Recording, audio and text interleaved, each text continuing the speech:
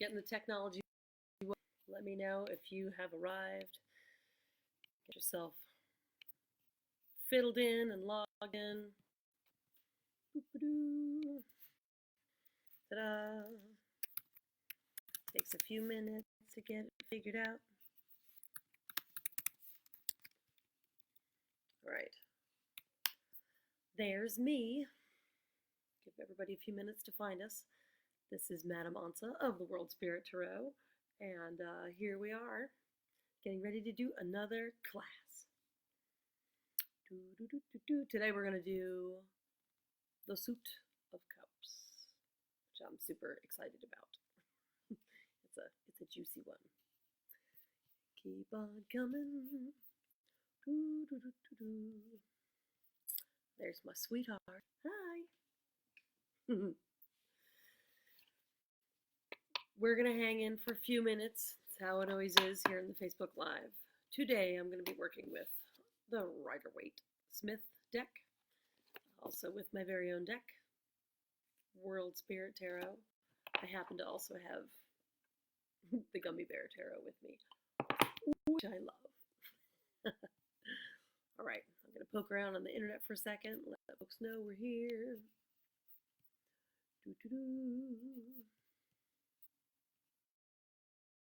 La la la la la.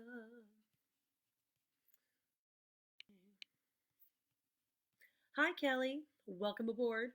Glad you found us. I know I'm still trying to figure out all of this fancy-dancy Facebook technology. Welcome. Hope you're staying safe. Making the most of the strange time in our lives. I was just saying I've got my Rider-Waite deck. I've got my World Spirit Tarot deck. And I also have my Gummy Bear deck, which I may break out if the spirit so moves me. Give it another few minutes. I think we're expecting Miss Zia aboard, maybe. La la la la la. If you have any questions, feel free to type them in the comments bar. Hey there, Brianna, welcome. If you have questions while we wait to get a critical mass of people, feel free to type them now. I know it gets harder for me to see them all once we get going at pace. So just let me know. Today we're going to be working with the Suit of Cups, which I can't say that I have a favorite suit exactly, but I will say the news in the cups, I often enjoy giving it to the querent. Unlike the Swords suit, for example, which tends to be about decisions and has a lot of difficult cards in it. So I'm never sorry to see these. Hey, Doug, welcome. I'm never sorry to see the Cups cards come up. So we're going to spend some time with them today. They are juicy. Okay.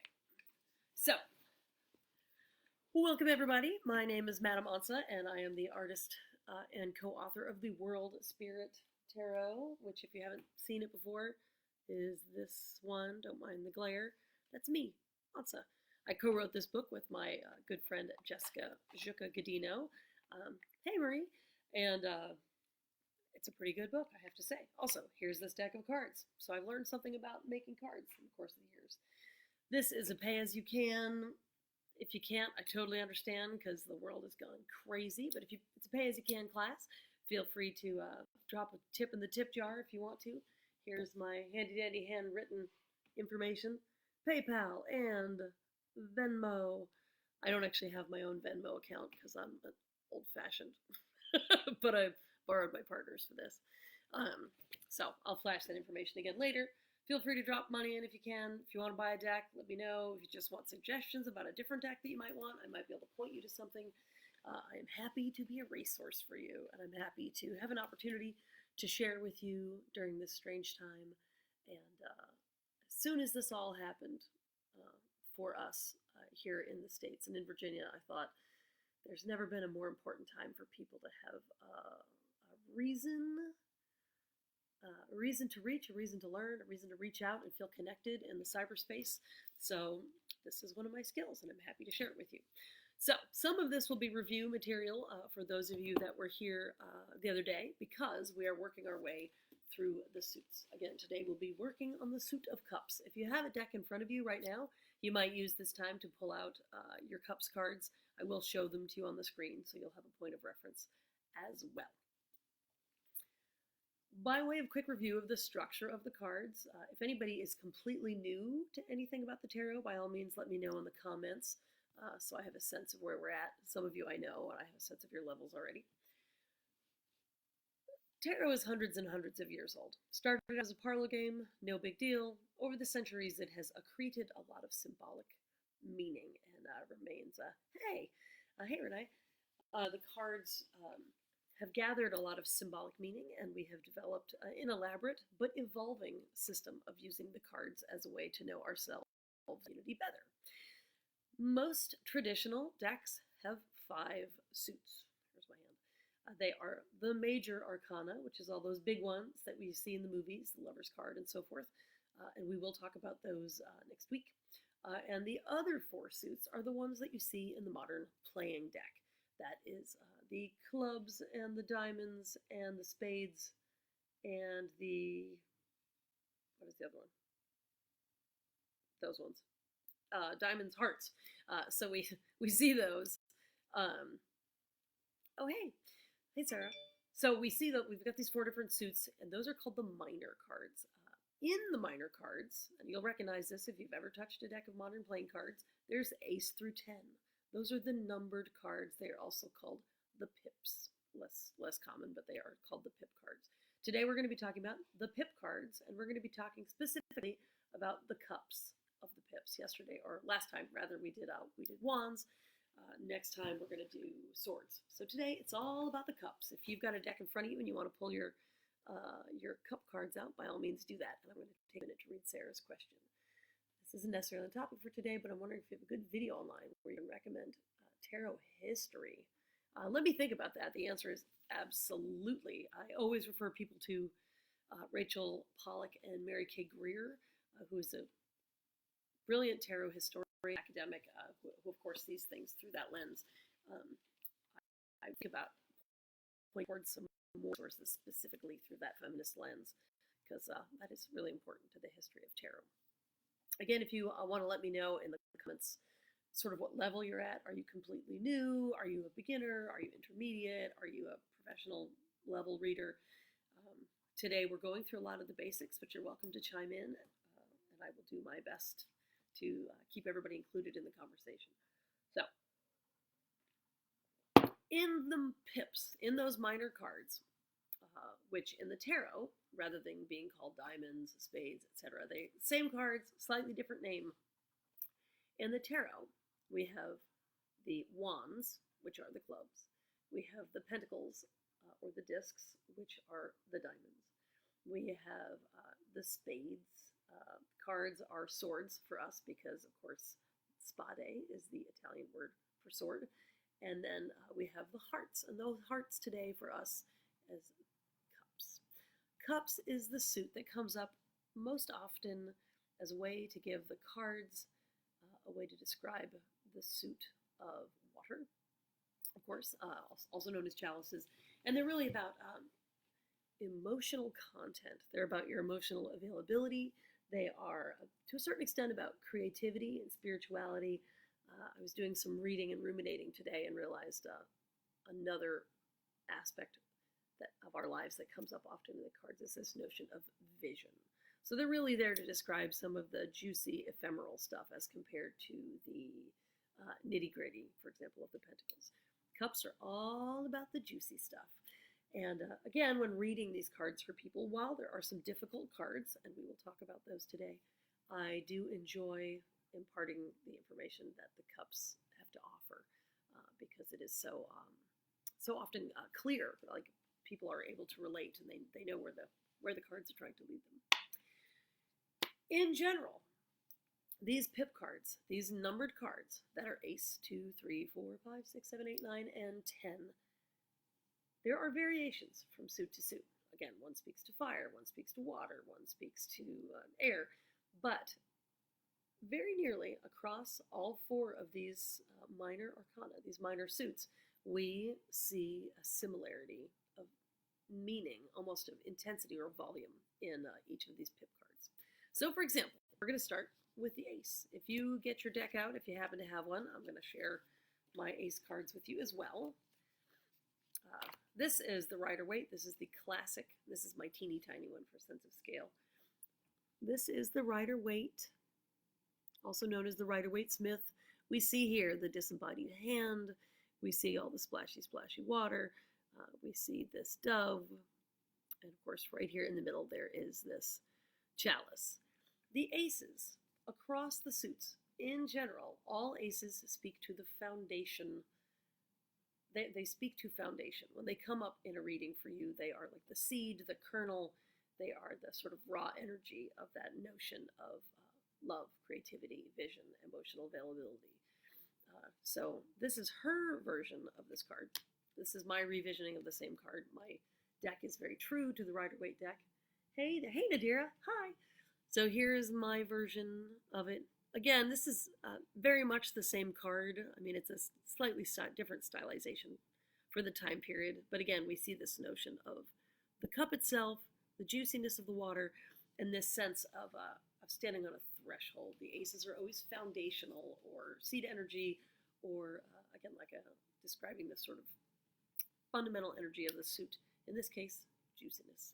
And this card will often come up when you are specifically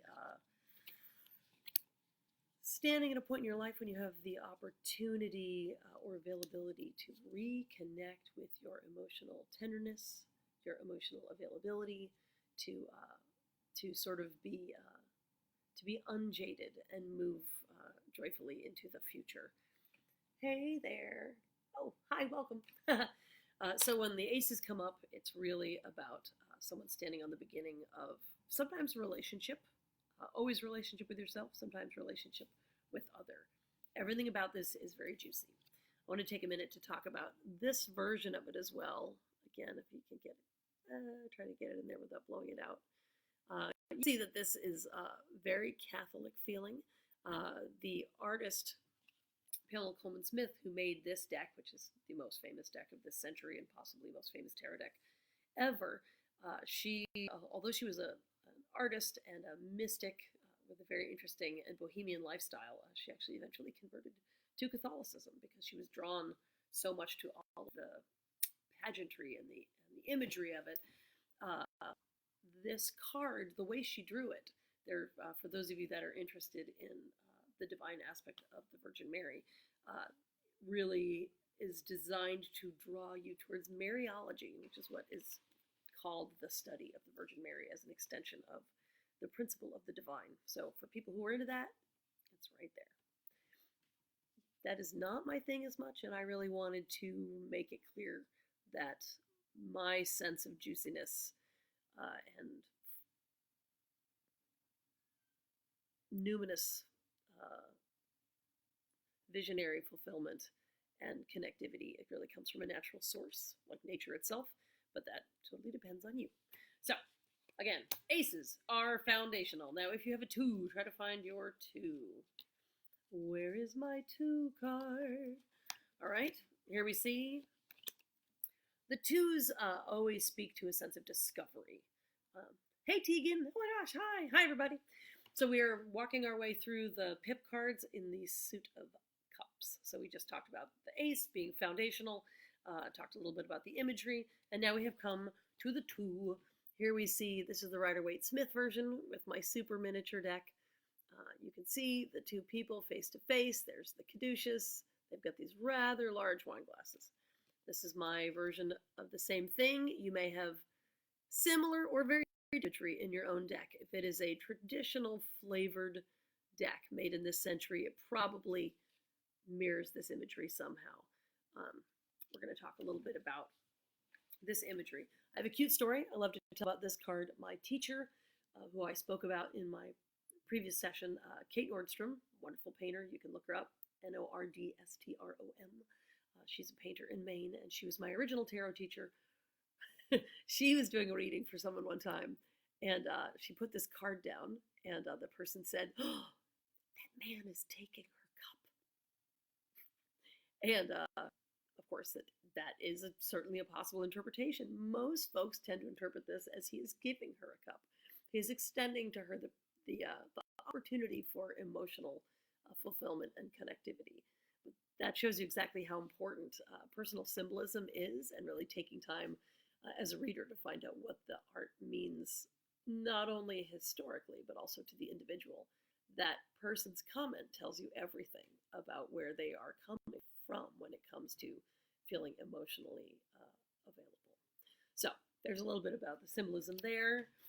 In my version of this card, I added Kuan Yin in one corner and Pan in the other corner to bring in this notion not just of emotional availability and connection, but this a balance between passion and compassion. So when this card comes up in a reading, it is generally talking about whether you can give and receive not just romantic affection, but in all of the forms, all of the amories. Now we come to the 3. Here's our little teeny tiny version. Try to get it where it's not all blown out by the light. There we go. So here we see 3 figures, sort of bacchanalian, 3 women circling about. This is a card that is purported to speak to women's rights and women's rights. R-I-T-E-S, R-I-T-E, R-I-T-E-S, and R-I-G-H-T-S. Both kinds of rights. It is a card that is associated with secret societies of women. But outside the gender binary, which I like to say, gender is really over in the cards. We're just figuring out how the imagery will catch up with where we are at in our understanding of tarot images and history and how they relate to our lives. What this card means when it comes up a lot of times is that it's really important for the querent, the person who is getting the reading, to not only connect with their support network, to break bread with friends and family, to pursue depth in relationship, and it can mean the 3s always speak to expansion. So as the ace is the sort of the baby steps, and the 2 is realization of others. There are other people outside of ourselves. The 3 really speaks to understanding that you are part of a community, or part of a polycule, or part of a larger society, and really leaning into the emotional obligations and fulfillments of that. Here's my version, again speaking to that notion of connecting. Here I just wanted to add that element of intergenerationality. So there's a sense of there's an important sense here of information being passed through the community and through the age. So let me know if anybody has any questions. What we do in this session is I just roll along to the end, giving you information about ace to 10. Hopefully you're making some notes for yourself or referring to your own cards if you can. Feel free to chime in with questions.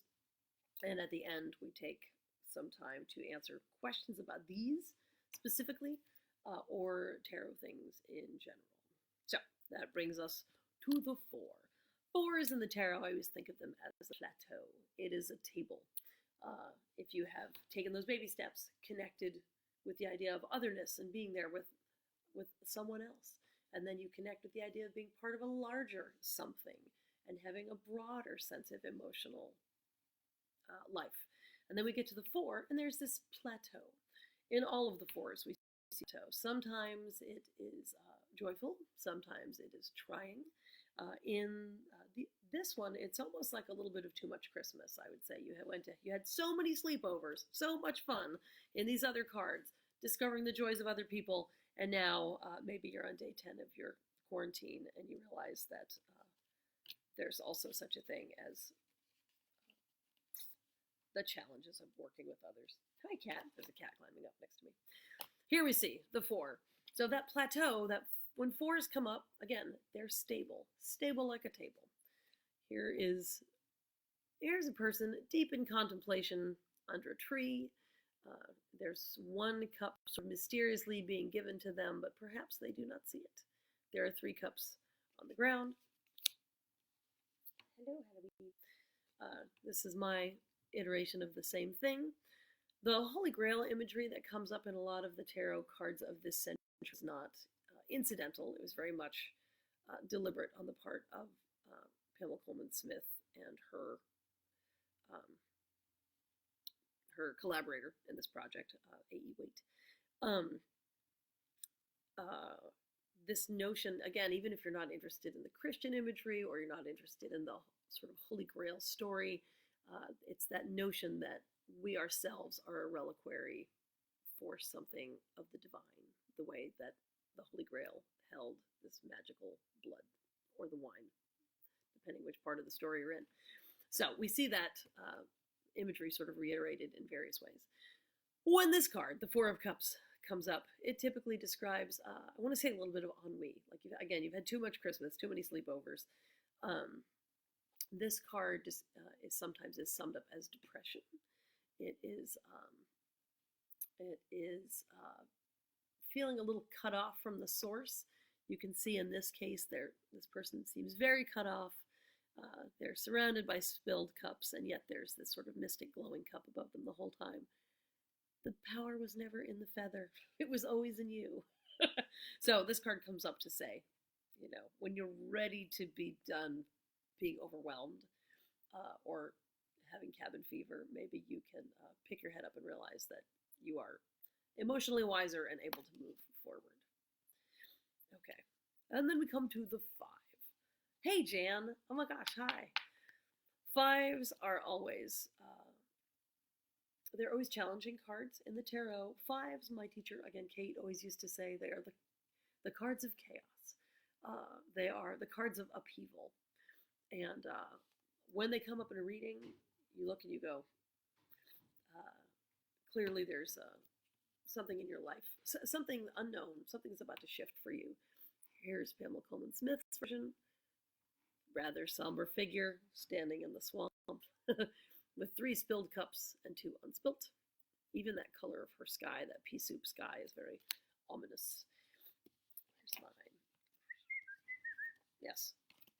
This card, also, spilled milk. This card, as the 4 is about depression, the 5 is of despair. It is when it's not just that you feel a little off today or you're feeling a little cut off. The 5 is when you're so over it. In drawing this image, I made this person, I wanted them to look the way that a person looks when they've just received very bad news and have fallen to the ground. That sense of, which is when we, spiritually speaking, we fall to the ground in grief because we literally need to ground ourselves and sink our energy into the earth. So this person is depicted in that moment of despair. Again, although they have legitimate cause for their feelings, there's a few things to note here. It's a little unclear. You can see that there's the cups that are spilled. There are cups that are not. When they are done being in touch with the authenticity of how difficult what they're dealing with is, they still have the option of trying to grab those other 2 and save them to prevent further problems or further save what they can, salvage what they can in a situation. And also in the distance here, we see there's this trusty steed who's kind of plucky and is ready to carry them off to their next destination. So it doesn't in any way mean to diminish the challenge that you are confronting when this card comes up, but it does suggest you do have an out, as overwhelming as that feeling may be. There's those 5s. Now, hey there, Devin. Once you get through the 5s, I have to say the good news is the cards, the cups pick back up in tone. Let me know if you have any questions. We come to the 6. The 6s, this, I'm going to get it as close as I can. Here we see a number of cups. Here we see some very little people, sort of in a walled garden or some sort of historic floral environment.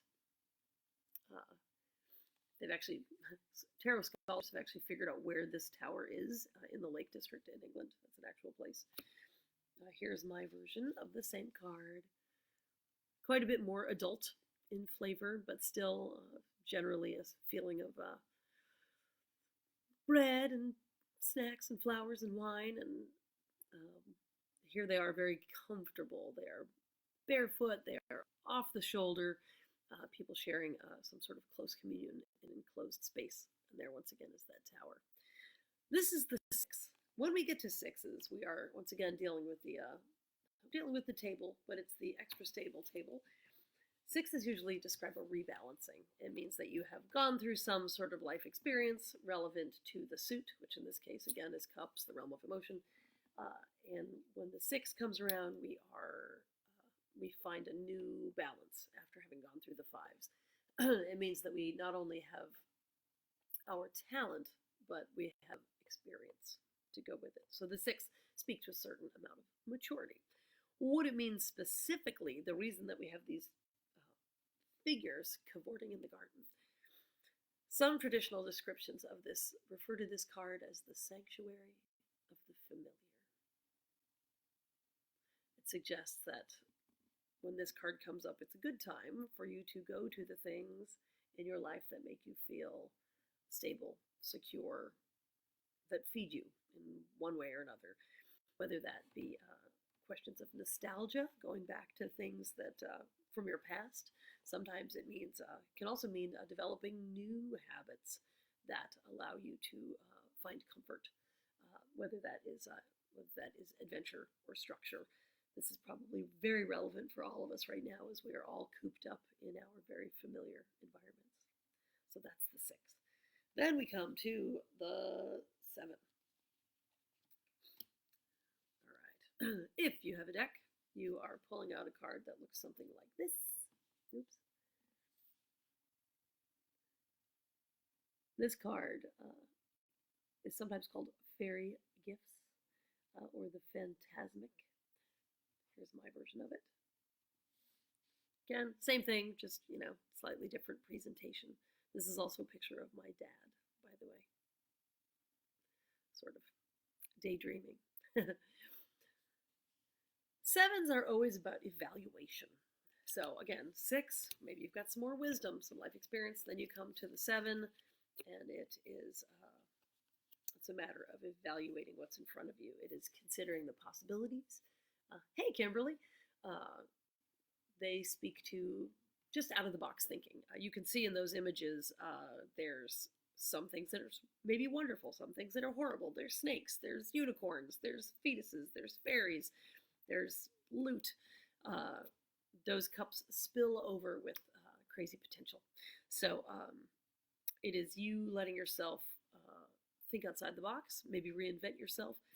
It does ask you to consider whether you like what you're doing, whether it is enough, whether you need to cut this off, whether you need to add that. It encourages you to just really expand your horizons. Like think crazy big and then go, okay, well, I want a new place, but maybe I don't need a place on the moon. Maybe I'll just settle for a new place across town. But think big first, and then let yourself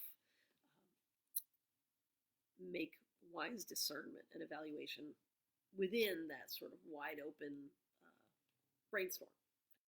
It is a brainstorm card. That is our 7. Look, we're making great time. And now we come to the 8. Where's the other 8 card? Am I missing it? Okay. This is the traditional 8. We see here a figure striding off into the distance. There's a slew of cups in the front, and there's an eclipse. Apparently there was a big lunar eclipse right around the time when this card was made, actually, and that's the reason there's a lunar eclipse in it. It had a sinuous light, and everyone was really sort of impressed with it, so it made it into there. And look, speaking of, this is Halloween. Here's my version of the same card. Totally same. I mean, this is the same image. It's just updated. You can see the figure striding around the point. We see the 3 cups that are concrete and the 5 cups that are hypothetical. Eights in tarot speak to evolution. They are, you have evaluated, you have made choices, you have learned things, you have moved on. This card comes up to speak to something in your life that is missing. I always think of it as the phantom limb. Like you could see all these cups and that they have a sense of cups that they have not yet found.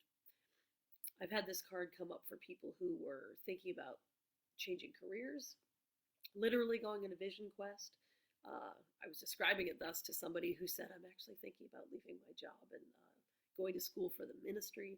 So it really speaks to being in a place in your life where you are willing and able to hunt for your own grail, as it were, your own missing parts. It's very hard to be serious with this cat in my lap. Yeah, so this is your vision quest card. It is about, it's that part in your life when you pursue the adventure that you had not yet gotten to. This card, here's our 9. There they are. This card is known as a surfeit of happiness, is the traditional description. I always think of the 9s as they are the perfect fulfillment of the promise of the suit. So in this case, the 9, it is like it's the fullest expression of it. It is an abundance of happiness.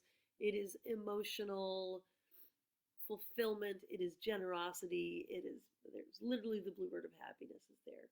It is being in a position to pay it forward, like this guy here in my lap, totally living his best 9 of cups. He's completely knocked out, living his best dream. So when this card comes up, again, 9s, they are the ultimate expression of the suit, and it's pretty much there really isn't a downside to that card. 9s, you may be thinking, how could the 9 be the expression of the suit when we know ace through 10, there's another card to come. I made the analogy in the class the other day that we had that a tarot suit, ace to 10, is like a banana. It starts out, the ace is that, it's the raw potential of the banana as an idea, as food. It's green, it's hard, it's full of potential, but it's not quite there yet. By the time it gets to the 9, it is the perfect banana. You are enjoying the penultimate experience of, in this case, cups. By the time you get to the 10 of cups is still a great card, but it's almost like it's almost like too much Christmas. It's like that banana is still food, but now it needs to be turned into banana bread. Here's our 10. Boop. Family, cavorting, giant rainbow. The meaning of this card is pretty straightforward. It is it's an abundance of good things. It is emotional contentment and arrival. It is about feeling safe and secure in your community as well as in your home. Here's my version. Totally the same card. I just wanted to add different. When I made my deck, it was really important to me to have to offer alternative representation. So here we have some kind of family, and autumn day, and a cute little pooch. So that is our, hey Mega, that is our ace through 10. I encourage you to ask me any questions about either those cards, how we read them, how they fit together, or anything tarot related whatsoever. While you do that, I'm going to pop this up here. If you want to drop a tip in the tip jar, here's my information. Look at that cat. There's always a time lag. So, hey there. So if you're trying to send me a question right now, it always takes a minute for it to arrive. Something I was speaking about the other day, here, kitty cat. Oh. When I'm reading the cards, a bunch of cards are on the table. Let's say there's 5, or there's 8, or there's 10. The first thing that I look for is there a lot of one suit? You know, is it, you asked a question about a relationship and all you see is swords instead of cups? I look for a preponderance of suit. That tells me something about where the reading is trying to take the conversation. I also look for a preponderance of number. If you have lots of fives, that tells you there's likely to be a lot of chaos in this question. If there's a lot of aces, then there's a lot of foundation being laid, a lot of new doorways being opened. So you look for an abundance of any one thing. Also, by the same token, if you've laid down 5 cards and you find that you've got a sword and a cup and one of each thing, including a major. What? Oh, I just got a question about when the next sessions are. When you have a tarot, when you get a reading that has one of each suit, that tells you that the reading is really sort of trying to give you a quick picture across the whole situation. I'm being asked over here. The next session is on Friday at noon, and then Monday and Wednesday at 7 p.m., and again Friday at noon.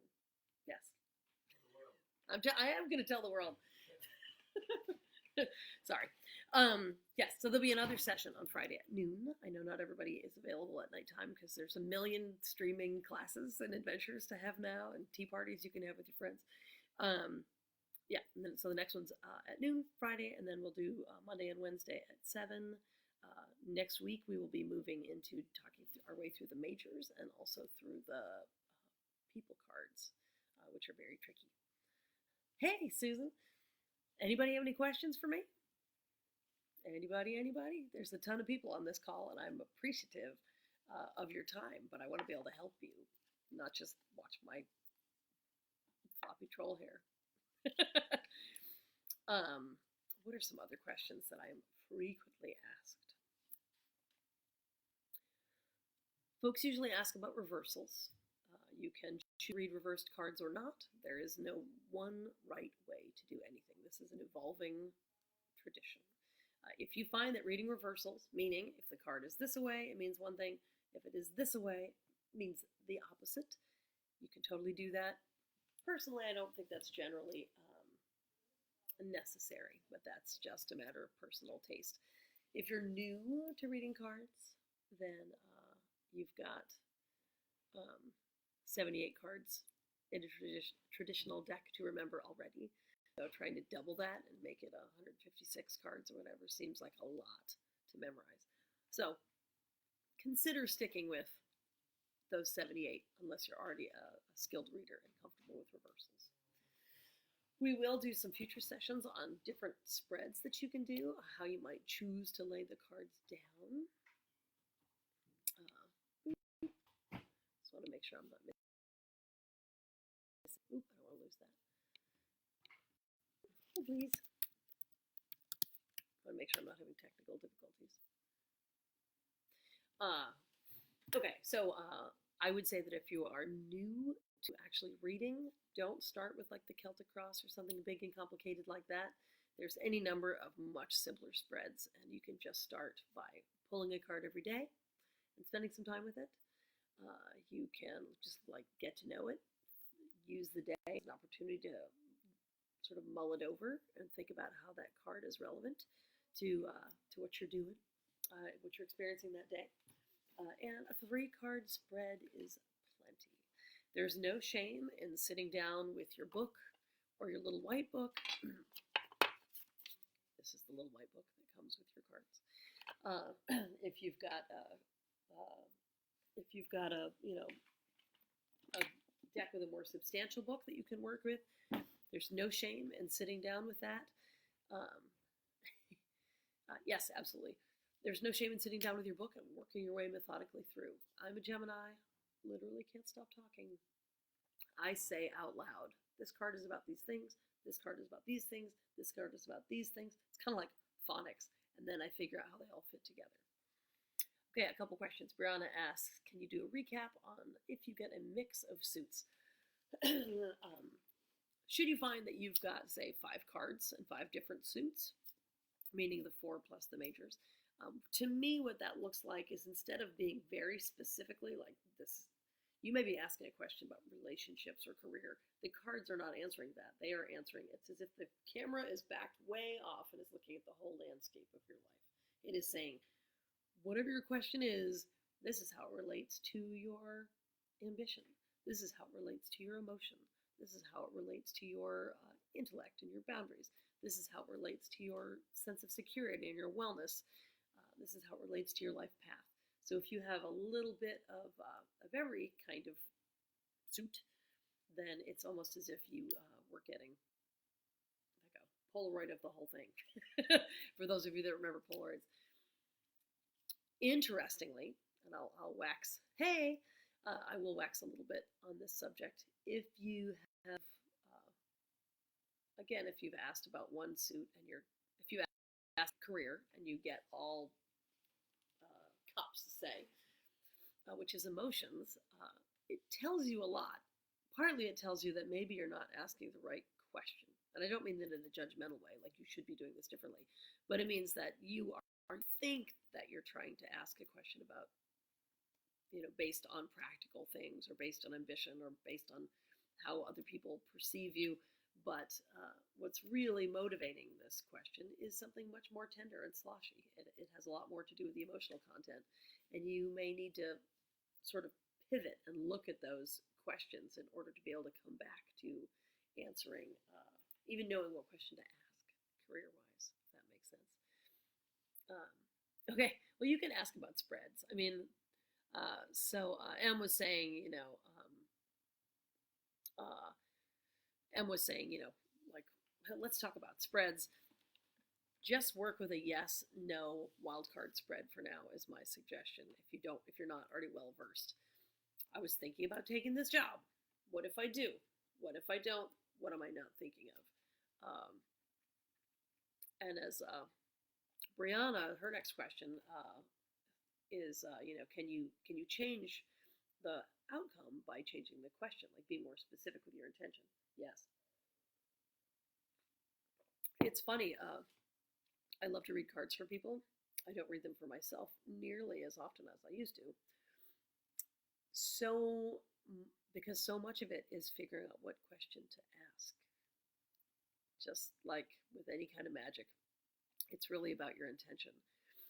I have people sit down at my table all the time and say, well, I want to know how it all turns out. What turns out? Like your life, the universe? I mean, eventually everything succumbs to entropy, right? Eventually everything does. So that's not the real question. You have to learn to ask a better question. So intention is everything. I will counsel people to pick a time frame a lot of times. I will counsel people to either say, just tell me what I need to know right now, and willingly accept a snapshot of their lives, which for most people is plenty.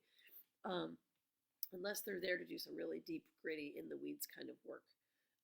Brianna, where you're saying what about this area of my job in this specific set of time? Or, what about the way that I'm working through my emotional relationship issues with my mother? Like, you can get super specific. It's just learning how to ask questions that the tarot can answer.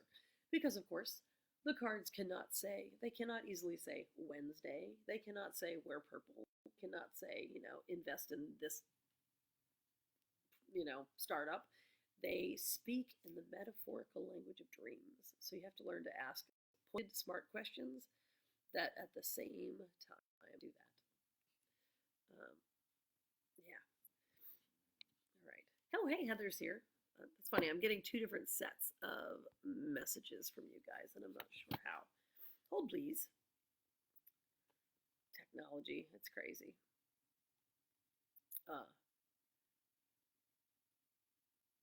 Yay. Ooh, that's great. And Kelly, I just got your message in here with your spread. So thanks so much. I won't share it in class without clearing that with you. But that's really cool. Oh, is that the oh my gosh, what is it called? Wild Unknown. Am I not talking loud enough? I apologize. I'm a little hoarse. Okay. Do you read them as past, present, future in a 3-card spread? You can. So here's another moment of speaking to the concept of intention. You can say, hey cards, what do I need to know? And just pull 3 cards without asking specifically what, without delineating what each spot means. You can say, this is this is me, taking the job in China. This is me taking the job in Thailand. This is me keeping my job here. Like those are three different. That's a different way to approach using those spots. Or you can go past, present, future. This is my this is me in the present. This is what informs my current situation. This is where it's headed. You get to do you can do anything with intention. Oh, great. Thanks, Kelly. Oh yeah, I would let you send a picture.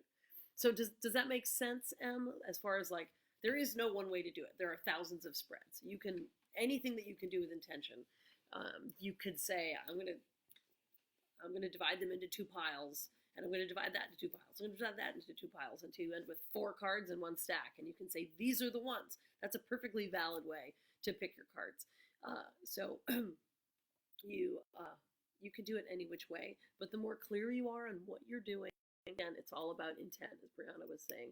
If you are clear about your intent, these are the cards about this job, these are the cards about this relationship, these are the cards about my past life. I mean, you can do whatever you want with it.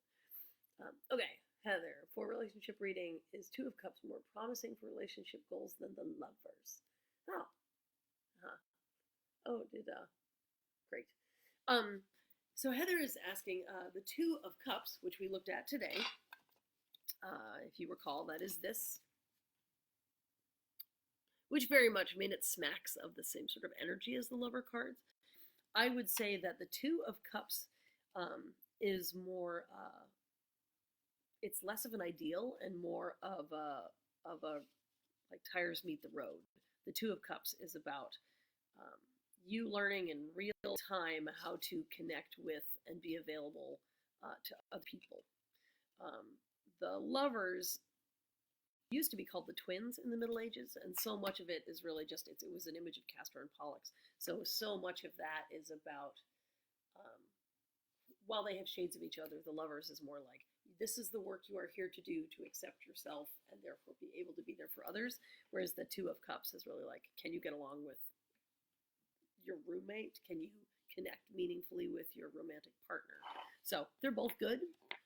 That one's just more accessible, more hands-on, if that makes sense. I don't know if you have dealt with this before, but I have to say in Facebook, the questions like stop and then they all roll in at once. So, hey Anne, I'm so glad you made it. We just ran through the Ace through 10 in the Pips cards, and I went off in a few little rants about history and how cards work in readings. If you have any specific questions, let me know. Again, I apologize if I wasn't speaking loud enough. Apparently, I'm a little hoarse.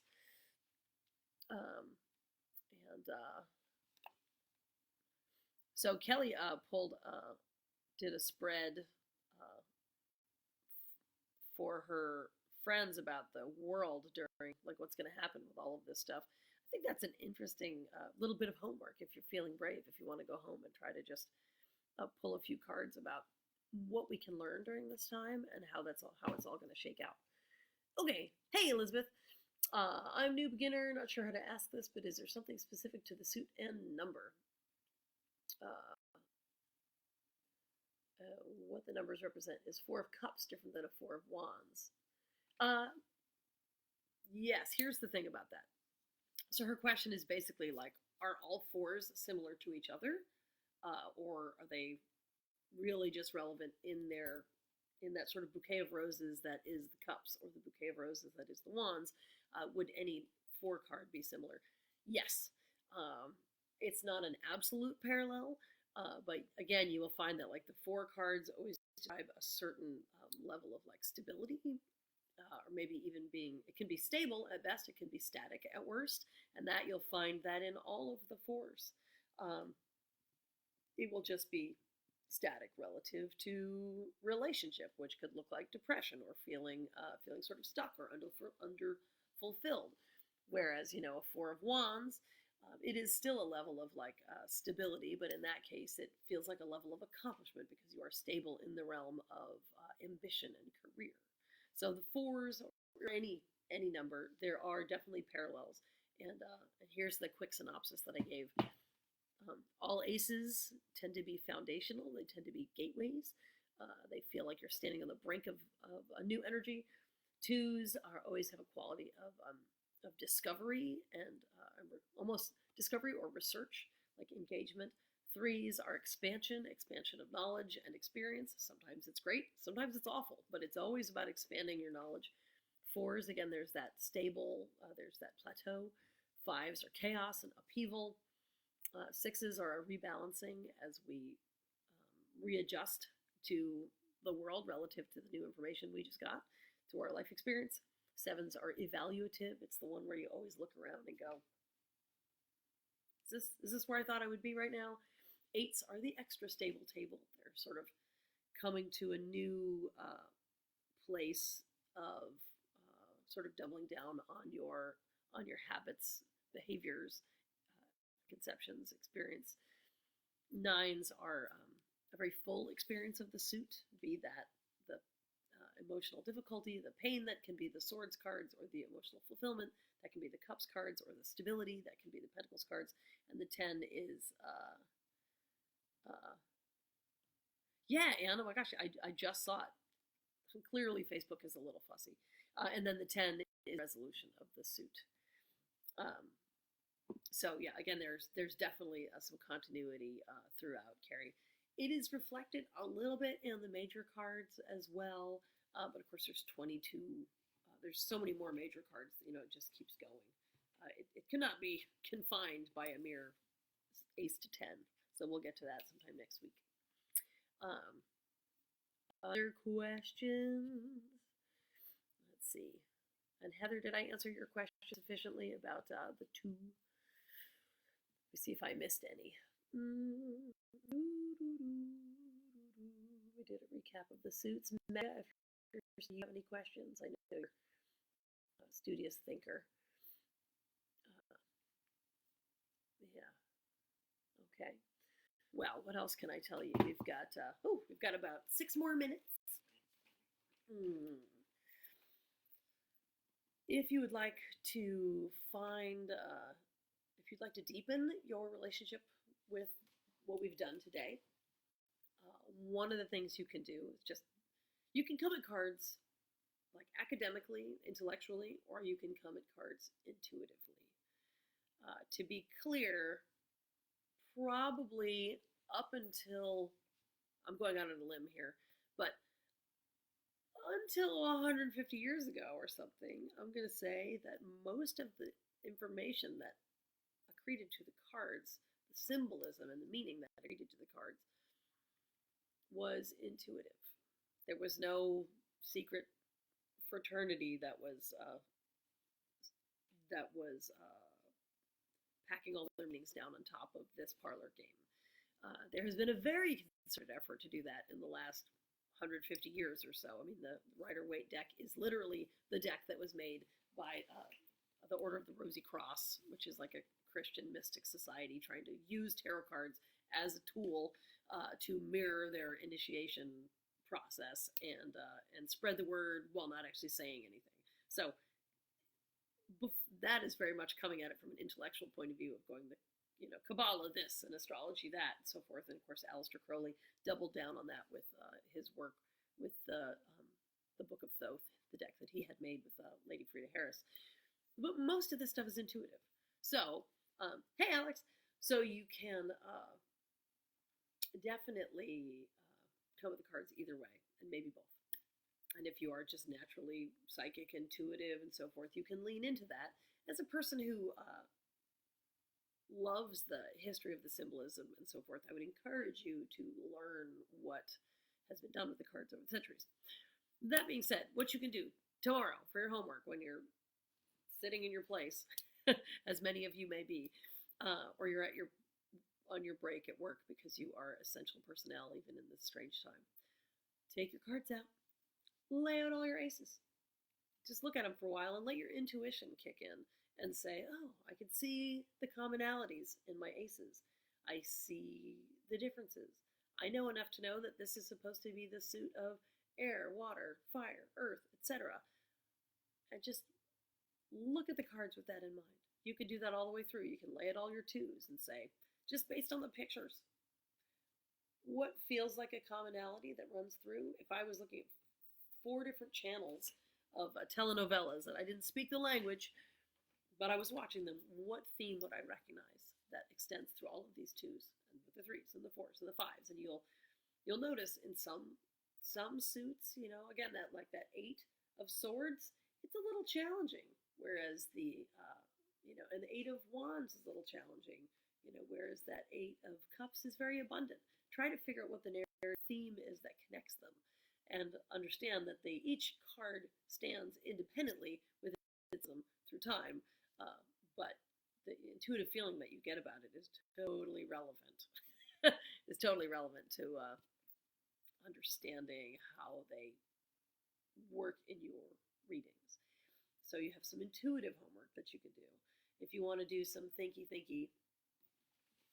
academic homework, I want to encourage you to get a book by somebody like Mary K. Greer or Rachel Pollack or Barbara Moore, and do some reading about just the basics about what the cards mean and how they relate. If you're not a book reader and you're more of a learner this way, of course, we'll be doing classes on Friday, Monday, and Wednesday indefinitely in this format. All right, we probably have time for one more question. Anybody else? Ace through 10, that's our pips. Today we did cups. In fact, do me a favor, where you are, take a big breath in. You may not even have gotten to take a deep breath all day.